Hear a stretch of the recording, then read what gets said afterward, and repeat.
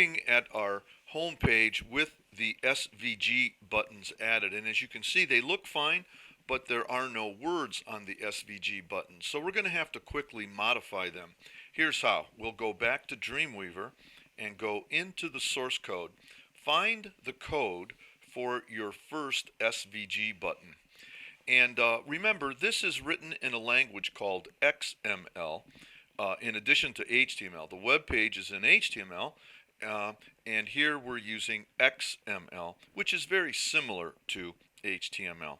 And all you have to do to add text is add a text tag as part of the SVG graphic. I'm going to add it directly underneath the rectangle code or tag, and all you have to type in is text. And now, what position do you want the text to be?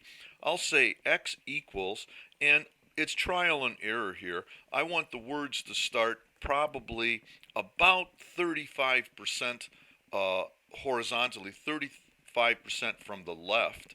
And you probably want the words to appear about 60% from the top. You always put the exact value in quotes, by the way. And every element on a web page should have an ID. An ID is important so that it can be controlled later on with other languages such as JavaScript, jQuery. So I'll give it an ID, and I'll call it text1.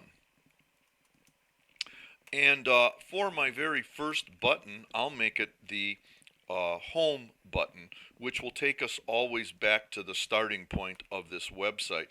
I like to make my main navigation buttons in capital letters, and I always like to start with the home button first, furthest to the left. That's my own preference. It's entirely up to you.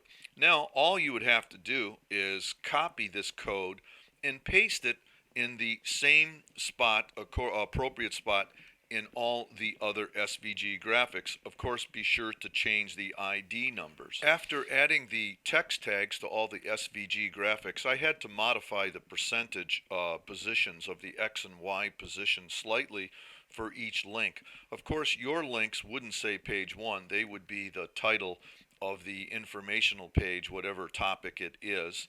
And it's customary. Here is going to be a button that's a downloadable printable PDF file of all of our content, and whenever you make a link to a PDF file, which we're going to do later, it's customary to always indicate in the link how large the PDF file is to give the viewer the choice of should they download or not. Do they want to take the time to download or not? By the way, when you are working with these X and Y positions, you can use pixels instead of percentage. That's up to you. Remember, always make sure every element has its own unique ID.